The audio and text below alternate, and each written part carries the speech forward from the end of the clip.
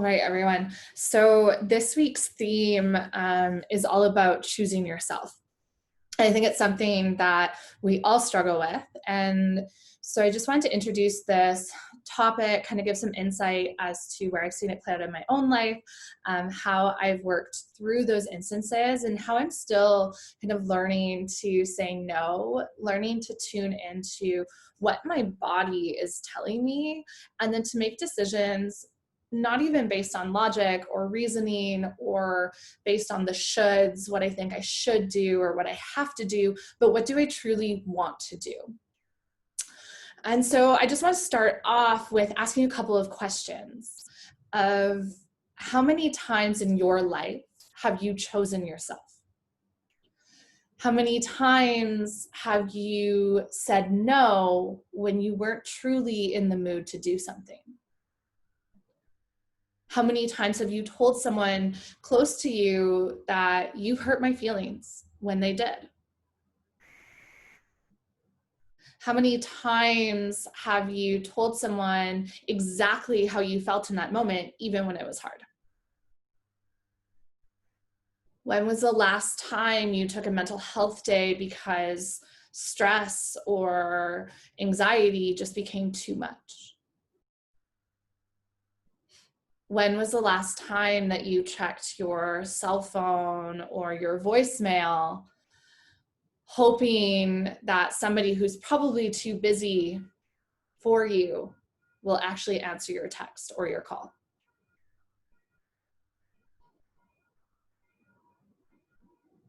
Probably multiple experiences like this have happened in your life. And so what happens when you choose yourself? You learn to say no. You probably stop hurting as much from how other people treat you. You learn to walk away from situations that make you feel less than. You learn to love people from afar. And essentially, you learn your own self-worth and you start to really nurture that. I truly believe that no is a necessary magic because it draws this circle in chalk around you that basically says, I have given enough and this is where I'm at and I'm choosing to say no. And so this week I started our blog post with a quote. And I remember when I first read this quote, I just had tears pouring down my face. It still gives me goosebumps on my arms. And it goes, I still remember you as a little girl who overwaters plants because she doesn't know when to stop giving. Throughout my entire life, I have put other people's needs in front of my own. I even remember being a small child and always trying to make sure everyone felt involved, trying to bring the outcasts into our group, even at the expense that my own friends stopped being friends with me for it. Throughout many years, I've been treated awfully by friends, but I didn't want to shake the peace, so I just never said anything, and I got really good at apologizing. In relationships, I learned to put up with subpar behavior, to not say anything when it really hurt me or it was rude. And ultimately, I gave that person permission to continue to treat me that way. And so for years, essentially, I've been abandoning myself. And even now, I'm still learning how to choose myself first and to ask permission to choose myself. I do believe that women have or are particularly guilty of not choosing themselves. And I think a lot of it has to do with our relationship to self-worth. You can talk to any woman out there. I would think it would be hard pressed to find someone who says they don't deal with self-worth issues. I think we're all struggling to feel like we're enough.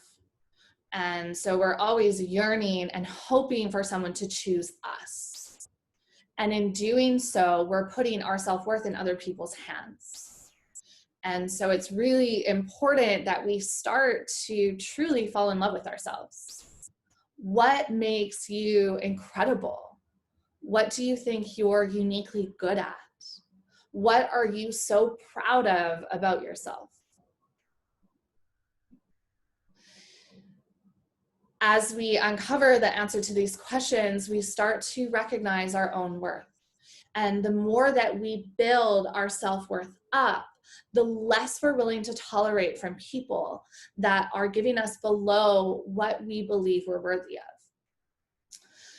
And so first of all, we just need to start to recognize that we are worthy, we are enough, and we don't have to put up with everything. And then second, I also think we need to reorganize what makes us a good woman or even a good human for the men listening to this. And I know the feminine side, you know, we really honor and celebrate women's ability to be empathetic, to be forgiving, to be kind, generous. I mean, a good mother is one that stays up until 3 a.m. baking cupcakes for her kids' class the next day. But does that necessarily translate to a mother who has self-worth? When we give and give and give without giving back to ourselves, we start to create a really toxic relationship because we can't even look after our own needs, but we're looking after everyone else. And then it really does lead to a lot of bitterness and resentment just with the world around us, but even more so with the people that we love the most. When we have this negative relationship with ourselves, it often will lead us into negative relationship with other people because we're willing to accept their subpar behavior. So this week, I really want to focus on loving ourselves, that love that we're continuously giving out to other people, that we're giving away our time, our energy, our thoughts, our love even to others, that we just start to give it back to ourselves, even if it's just for a moment. So if you aren't really sure if you are one of these people that struggles to choose themselves, so you might notice you have trouble saying no in situations where you're kind of on the fence, you really don't want to do something, but what ends up being more important than what you want is not disappointing someone else. How many times have you said yes to an event, you've gotten to the event, and you've just kind of had a miserable time because you knew ultimately you never really want to be there. You knew that there was something else you needed to do for yourself, or you need to allocate your time differently. Other examples, you know, tolerating behavior when someone makes us feel less than, and there's like a pit in your stomach that's just sinking from how they're speaking to you, from how they approach a situation or a conversation. When you walk away from a conversation with someone you're in a relationship or friendship with, and it makes you feel less than, it makes you feel like you're not good enough, you're not choosing yourself. You are not choosing yourself to say, this is unacceptable, and I really need this from you. Often the reason we don't do this is because we're terrified of shaking the peace. It's easier to keep the peace in relationships.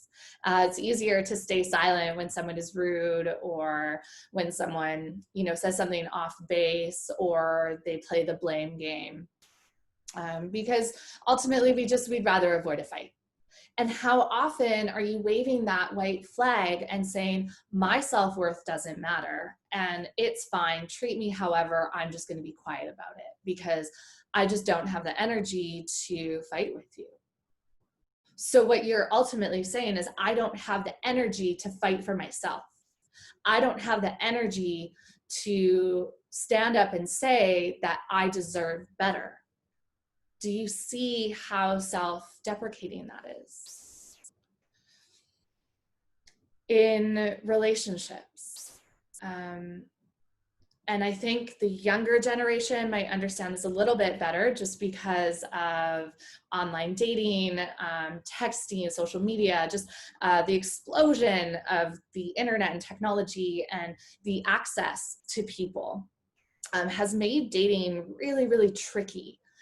And I know in the years I spent dating before I met my husband, there were so many guys that I would go on dates with and wouldn't hear back for a few days and then would just get a hey. There was people where you would text them and say, hey, what are you doing? And 3 days later you got a like, oh, just chilling. It took you 3 days to tell me you were just hanging out. If you're not interested, just say it and walk away. The worst part is I would continue to talk to that person as if he didn't take 3 days to answer a very simple question of, how are you? What are you doing?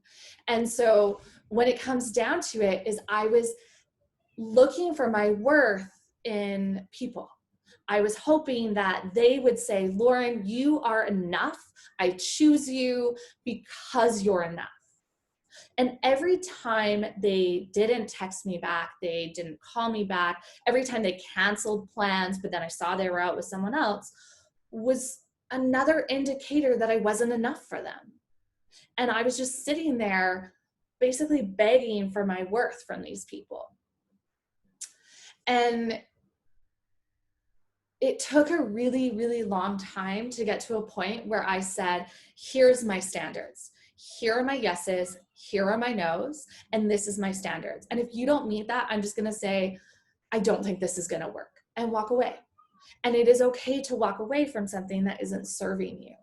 And so those of you that have either felt this in the past or are currently going through this, is understanding that when we place our self-worth and emphasis in somebody else's hands, that's a really, really dangerous place to be.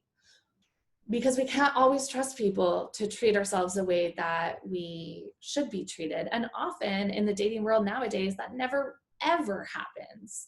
That right away someone will treat you and say, you know, I just really don't think this is going to happen. No, they just ghost. All of a sudden you don't hear anything from them for a week, 2 weeks, a month. And then all of a sudden you get the, hey, how's it going text. So this is something that I think is really important, because it's kind of along the lines of, in order for you to love someone, you have to love yourself. I don't know that I necessarily agree 100% with that. I think you can be in the process of loving yourself and still find love in a relationship. But I do think it's important that you're at least in the process. And to be in the process of loving yourself, you first have to find your self-worth. And so you might have self-worth, but still not quite love yourself. But self-worth is really the first step. And so when people show you that they don't have time for you, when people show you that they don't care, trust them. There is a quote by Maya Angelou, and I might be misquoting this, but it's something along the lines of, when people show you their true colors, believe them. Don't give them a second chance, or a third chance or a fourth chance. When they show you that they don't respect you, respect yourself enough to walk away. Ultimately, this will lead to a lot of resentment. And I've heard this so many times from my girlfriends, like, oh, all the good ones are taken. Guys are just awful these days. And it feels like there's a lot of bitterness towards dating, which should actually be a really beautiful experience of getting to know someone. And in getting to know someone, you get to know yourself, what you like, what you don't like, what is working for you, what isn't, what are your absolute must-haves in a relationship, and what are your absolute I will not deal with. Dating is an exploration of self, but instead we're just looking for someone to love us. And so we just take that first person that says, yes, you're okay, you're enough, but is that really what we want? And so then you might find yourself wishing for more, even if you are in a relationship, that you're just wishing for something else. That there's always a yearning of the grass is greener on the other side, or even turning back to that bitterness thing of like, why don't you do this for me? Or why don't you do that? You're not doing enough for me. But is it that they're not doing enough, or have you settled for not enough? Or are you not giving yourself enough? With that being said, I know that I've had my fair share of these moments throughout life. And I think one of the biggest ones I wanted to speak about in regards to choosing yourself is setting up boundaries. So when we are feeling that yearning of like, this isn't enough, or I just want more, or I feel like this could be better, are there boundaries that you haven't set that are making you feel that way? So one of the ones that goes way, way, way back before I even really looked into this whole choosing yourself thing, I used to work at restaurants, and I was constantly covering people's shifts, picking them up, doing double shifts, doing close-ins where you close one night and open the next morning and basically get 3 hours of sleep. But it was always interesting when I needed someone to cover me, everyone was busy. And they seemed to forget all the times that I'd helped them out. And it made me become really, really bitter towards the people I worked with, because I felt like they always just took, but I didn't necessarily see that I just gave. If I had said no, I probably wouldn't have felt so bitter if someone else said no to me. So maybe it wasn't so much that they were selfish, but they had their own boundaries on, where they were allocating their time. A big one that's come up in the last few years for me has been relationships and friendships with people that don't necessarily treat you in a way that makes you feel good. I've seen this throughout my life, and I think I just kind of put up with a lot and, just forgive. Treat them the way you want to be treated, hope that they'll do the same. But this often comes back to you are treating them a certain way, but is that being reciprocated? And so I've actually had to lose a couple of friendships, and even this last year, where I've just had to say, you know what, I no longer am tolerating this behavior. And I stood up for myself. And the funny thing, when you do stand up for yourself, you do set that boundary of, this isn't really okay. And it's not that you're ending the friendship right there. You're just saying, I don't really appreciate the way you're speaking to me, or I don't really appreciate that you're upset at me for this reason when I'm really just trying to accommodate you, is that they'll typically be using the blame to put back on you. And so when you do create a boundary of, I will no longer be treated like this, the people that get upset about that boundary that you are now placing in front of them are the people that have benefited from it never being there. The people that, call you whenever they're having issues. They always call you for advice. They call you in the middle of the night. They need you. But when you need them, are they there? How about the friends who, when they're having a bad day, they say hurtful things? And not just things that are, a little snappy, but things that are truly unkind. And it can tell that there is an intention behind it to hurt you. Nobody needs a friend like that. But how many of those friends have we kept because, well, we've been friends for, 10 years, or, oh, they're going through a breakup, or they're having a really challenging time right now. That doesn't give you permission to be an asshole. And sorry for my language, but truly, no matter what you are going through, it doesn't give you permission to treat another human being like a piece of garbage. And so this is something that when you're choosing yourself, by accepting this behavior and not standing up for yourself or setting a boundary, you now have become that piece of garbage they're treating you. And so I have stayed in so many friendships or relationships that have treated me like this, and more so than that, have played the gaslighting game and said that it's my fault for why they're treating me like that. I remember specifically a a friend was upset at something that had happened and it had nothing to do with me. And this had kind of been a running theme. And so I called them out and I said, hey, I don't really appreciate that you're getting upset at me and that you're passive aggressively texting me when I've not only apologized, but I've also told you that I love you, that it was a mistake, that I had nothing to do with, but that I also rectified that mistake. And you continue to tell me how hurt you were and how much it sucked. I feel like it's a lose-lose. And I don't really appreciate you calling me and basically just badgering me about how I'm a terrible friend when I've done nothing but try to be there for you. And that got turned around on me, that how dare I talk to her like that, and how dare I, how dare I be condescending? And it was a weird like moment of I'm just telling you that this isn't really okay with me, and this just got flipped, that I'm the bad person here for saying you actually can't really treat me like that. Huge red flag. And when I looked back, so many instances like that, I'd just been like, you're right, I'm so sorry. And I'd always apologized. And so I finally stood my ground, and I did lose a friend out of it, but I also didn't really lose a friend worth having. Not at that moment. And so I've just learned to love these people from afar. If you're going through something, it's not that I'm abandoning you, but I'm choosing to not abandon myself. And I know that that person was going through a breakup and it was a really challenging time, but it never gave her permission to treat me like that. It never gave her permission to yell at me and to make me cry. And then when I thought about it, I was like, how many of my friends would ever make me cry? And I was like, oh, none of them. So why do I keep a friend around that continues to do this to me?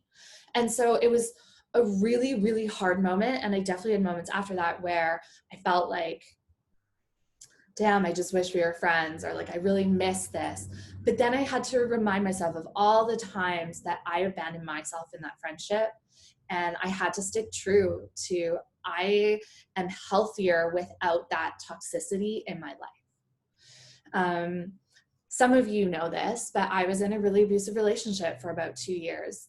And I was constantly told it was my fault, that I was worthless, that I was the reason I was getting abused because I made him so mad. Think about that. It was my fault that he hit me because I made him so mad. You want to know what made him so mad? I told him I wasn't okay with how he was treating me. I stood up for myself. I said, this is a boundary. I'm not okay with this. I don't like this. And that made him so mad. Yeah. So that's a huge portion of choosing yourself, is just sitting with some of your relationships and how they make you feel. Notice how you feel when you're around your friends. Notice whether your energy feels heavy or feels light. When you're around friends that are toxic, you're gonna feel really heavy.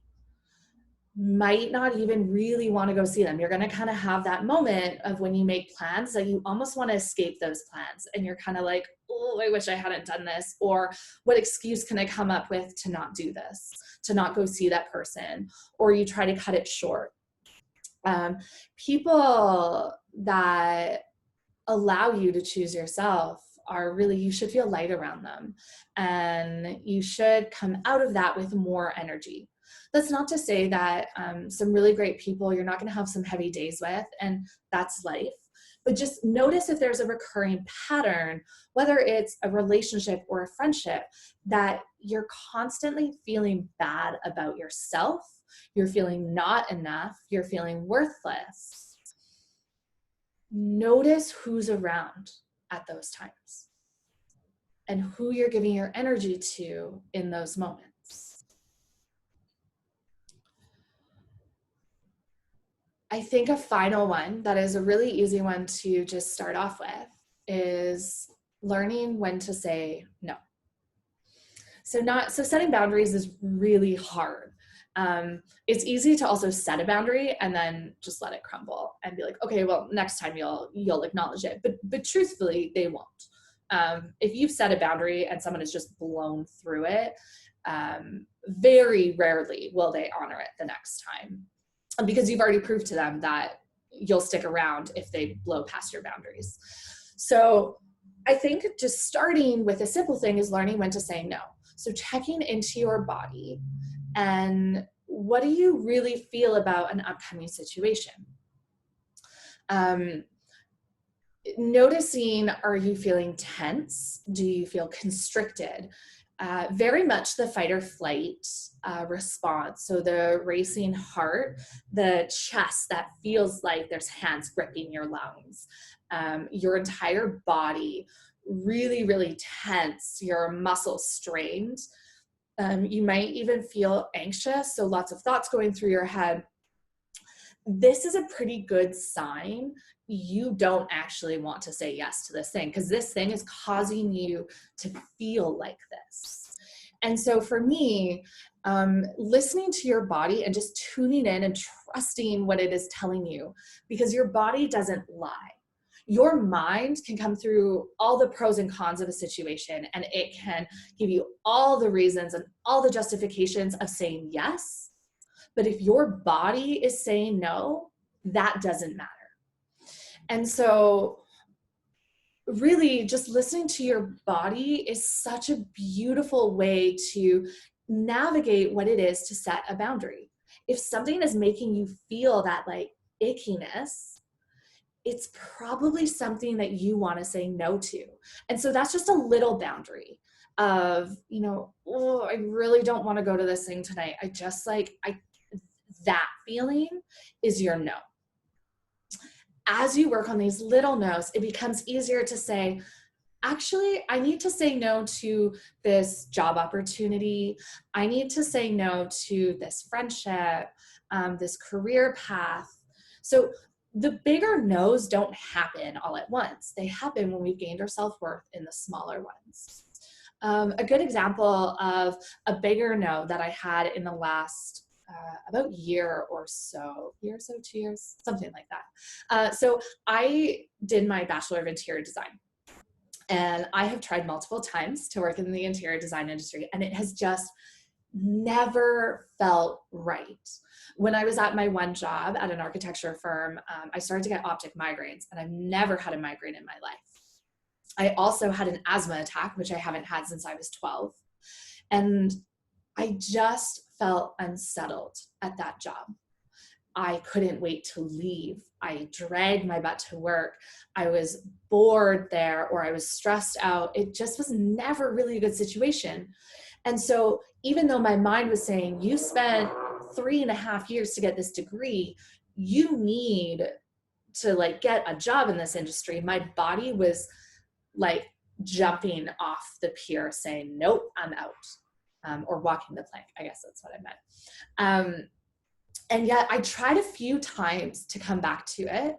And every time I would last maybe a month or two, and then it felt like the world was closing in on me every time I had to go to work, or I was at work, or I even thought about going to work. On the flip side, when I went and took a job in the yoga industry, I never had that feeling. I actually had a feeling of freedom, of expansiveness, of breathiness. Like I could just finally breathe fully. And along with that was a whole lot of fear. And that's the difference, is that you're always going to have a little bit of fear with both decisions, your yeses and your nos. And you will have some fear with some of those boundaries. But the no's that you know you need are the ones that allow you to feel that fresh breath of air, that allow you to feel like the chains are being taken off and that you're being lifted. And so even though it was terrifying to show up as a yoga teacher, it was terrifying to take a job that I didn't know if I could pay my rent with it. It was terrifying to stand in front of a crowd of people and tell them that I'm good enough to teach you, but it felt good. Whereas being in the interior design industry, yes, there was some fear around my own self-worth, but it did not feel good to step into that. And essentially, fear and anxiety and joy are all the same emotions. It's that racing heart. It's a constriction. It's the fight or flight mode where you're ready to either fight against something or you're getting the heck out of there. This is really what I was feeling with both situations, but there was a difference in that one felt like I was going to be swallowed up and one felt like I was breaking free. So really the only difference between anxiety and joy is the intention. That anxiety is a negative emotion and joy is a positive, but it's still that same feeling that kind of comes from fear.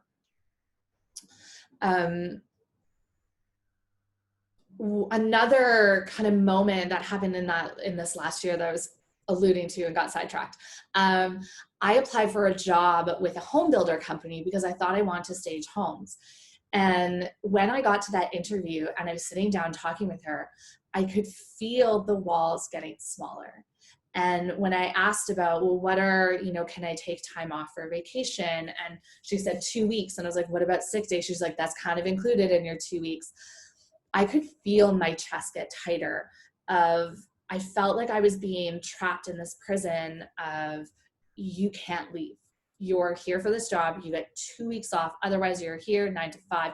And all of that structure just terrified me.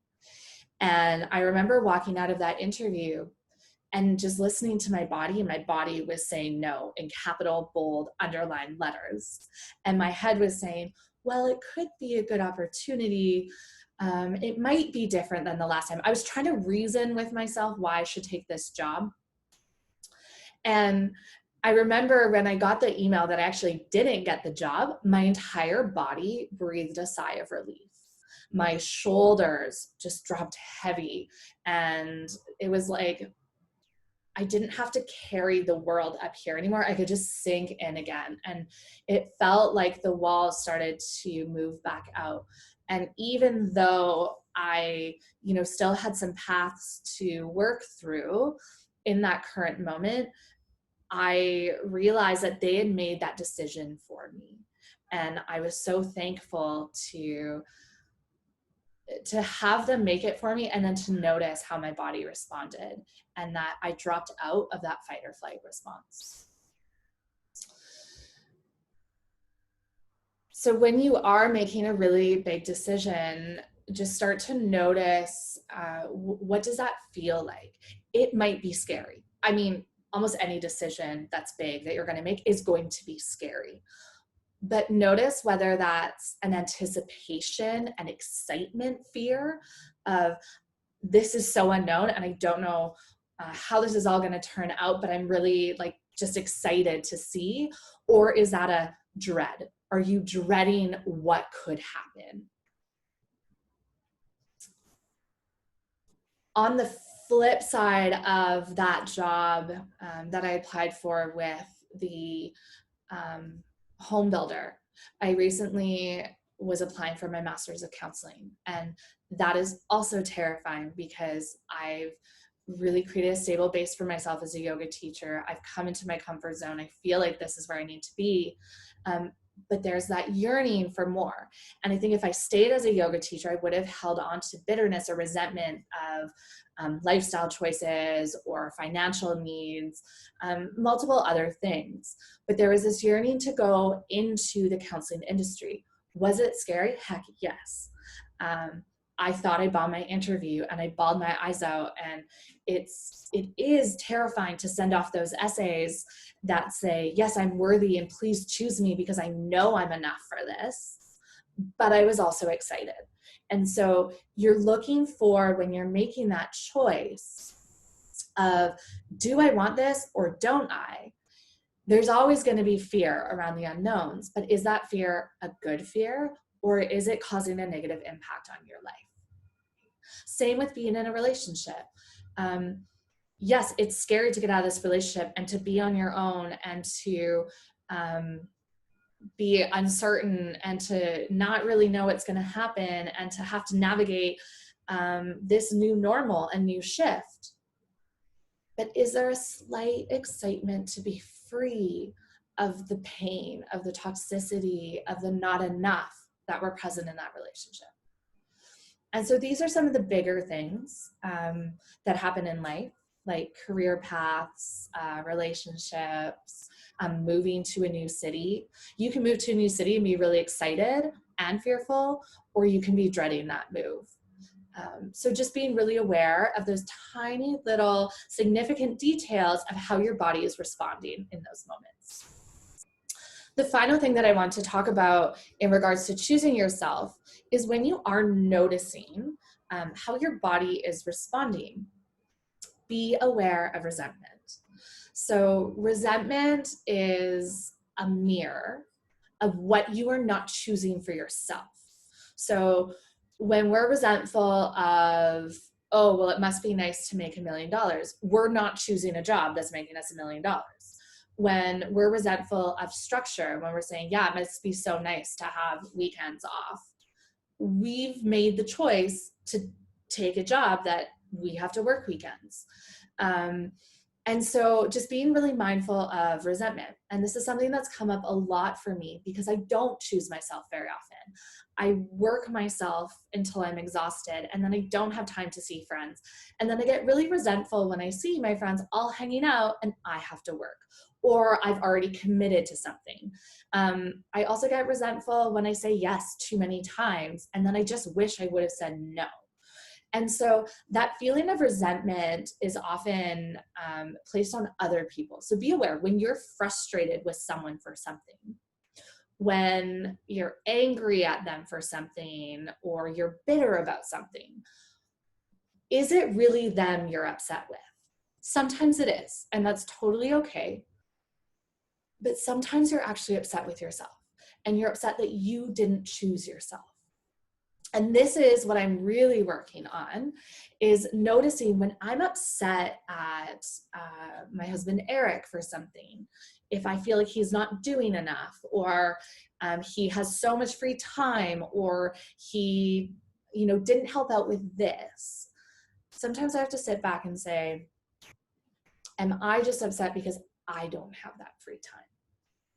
And whose fault is that? Is that his fault that I've chosen to take on too many projects at once? Is it his fault that I've decided to work too much? Is it, his fault that I procrastinated and now I'm jamming everything in and I can't go to that event? No, it's not his fault. That's on me. And so when we start to notice we're upset with someone, in that regards, notice, what are you not choosing for you? What are you upset that they have that you don't?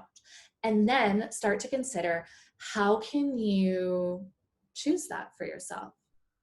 And so for me, a big portion, I used to work Sunday mornings, and I used to work weekends a lot, Sunday mornings in particular. And I used to work 10 a.m. and then 1 p.m. And basically my Sunday was gone. And I remember coming home one day and just being really frustrated at seeing him enjoying himself gaming. And meanwhile, I'd worked all morning, and, and then you notice like something wasn't done around the house. And I was so quick to snap and, say something about how, oh, well, the dishes aren't done. Glad you've had a good morning. And I was like, well, maybe I just need to not work Sundays. And maybe I need that time for myself, because truthfully, I never had free time for myself. It was always doing stuff for others, or for our dogs, or for the house, or for friends, or for work. And so recognizing that I was placing my own frustration on him was such a huge shift. And I started to create a schedule that made more sense, that I wasn't working nights. I wasn't bitter about having to go work while he got to kind of hang out at home or go see friends.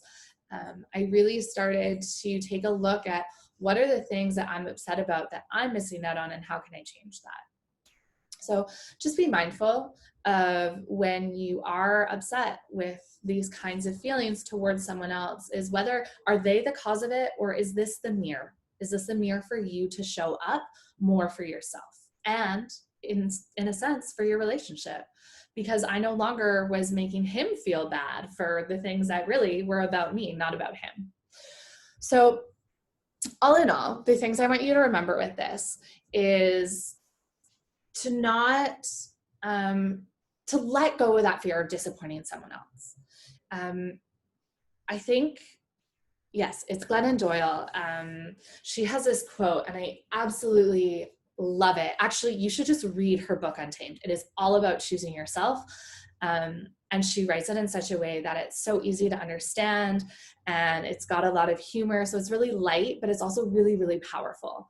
She writes it in a way that's really wild too, because she really wants you to embrace breaking free of these bounds and constrictions of what is a woman, what is a man, what is your place in society, and like, what is your place? What do you want for your life? What makes you feel elevated and free? And then to go after that. And so she was talking to her daughter, Tish, and she says, every time you are given a choice between disappointing someone else and disappointing yourself, your duty is to disappoint that someone else. Your job throughout your entire life is to disappoint as many people as it takes to avoid disappointing yourself. And her daughter says, even you, Mom? And she says, especially me. From a young age, we're told this is a good life. Go to school, get a job, buy a house, have kids, get married, And I think that's shifting a little bit, but there's definitely a path laid out for us, and it doesn't necessarily fit with everyone. And then when we're making these decisions to fit into somebody else's box of what is right, there's usually a disconnect that we don't feel like that's our box. And it feels like we don't quite fit in it. And we're always pushing at the edges, trying to break through the seams. I have definitely disappointed people in, the last 10 years. But I never, looking back at those disappointments, I don't think I ever really felt bad about that choice because I knew that's what I needed. And I didn't feel like I had to apologize for it. When I was apologizing was often when I was disappointing myself. And that apology I gave to someone else, I really should have been giving back to me. And it's something that even in the smallest of ways, when Eric says, hey, do you want to go for a walk with the dogs? If I really just need those 5 minutes, that's when I need to say, actually, I'm okay, but thank you. I'll be there next time. But I don't have to apologize for it. I don't have to apologize for not showing up, because really in that moment, that small choice, I chose me. And that's not to say that there aren't times I do things that I know are going to be easier for him and more for me, but I'm still choosing me in that, because I'm choosing to honor my relationship and to do something that it is good for me as well. And so as we move through this week, but also just through, the next couple of weeks, the next month, the next part of the year, is to really stop disappointing yourself. I know it sounds cheesy to say we only have one life to live, but truly, if this is it, is this how you want to live it? Do you want to live it for other people, or do you want to live it for you? And in choosing yourself, you also become a magnet for other people to be drawn to, because you are a lot happier. You're more fulfilled. You're not holding on to the anger, the bitterness, the resentment. And people who truly respect you and care about you will understand that you do have to choose yourself sometimes. And they'll understand that you do have to say no. What I love about my friends now, this incredible group of men and women that I've cultivated, is that I don't feel any guilt for canceling a plan and saying, you know what, I am just exhausted. I'm really sorry. I can't show up. They get it.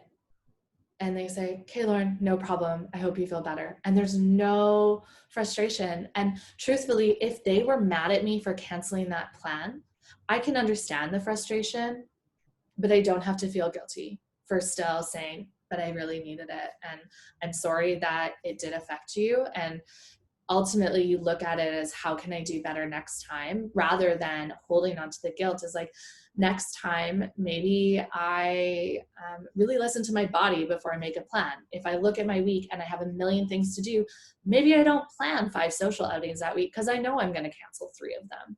So a big part of choosing yourself is keeping integrity.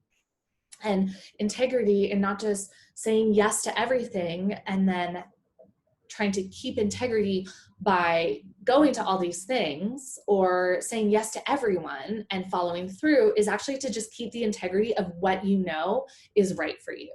So not saying yes to everything allows you to stay integral to the word. When you do say yes to something, you will show up. What I wanted for this week is really just to create a relationship with self. So I wanted you guys to start to dig into, what does it feel like in my body in these instances? How am I responding? And to just become better friends with that internal physical dialogue. I truly believe that your physical body is an expression of your soul. It's the language your soul uses to talk to you through how your body responds. And so when we listen to that, it guides us in that decision of either a yes or a no, or this path or that one. Your mind is a chameleon that will change its colors depending on what your target is, or what you're trying to acquire, or what your intention is, but your body will never lie to you. Your body will always tell you what it is feeling. And so this week's meditation taps into that. It taps into trusting your body and this internal voice, and then adding in that bit of love for self and how to fall in love with you. Thank you for taking the time to listen to this. I hope that this gave you a little bit of insight into the different ways in which you can choose yourself. And I also hope that this gives you, throughout your week, if you feel like you need something and your body is telling you something, don't push that off. Notice what it is to just go and do the thing, to choose yourself, and notice the aftermath of that. And if there was a moment where you didn't do what your body said it needed, notice the aftermath of that. And if nothing else, notice what happens in those 2 scenarios, when you don't choose yourself and when you do, and how you feel after. Is that how you want to feel for the rest of your life? And hopefully, in recognizing that when you choose yourself, you feel aligned, connected, grounded, even if you disappoint someone, that is a much better place to move through this life than feeling guilt, shame, disappointment, and fear. Okay. Thank you for staying with me. And I just hope this week that you take the time each day to choose you, because ultimately you are the most important person in your life, and you are the person that you spend the most time with. So I hope that you like that person. Okay, bye guys.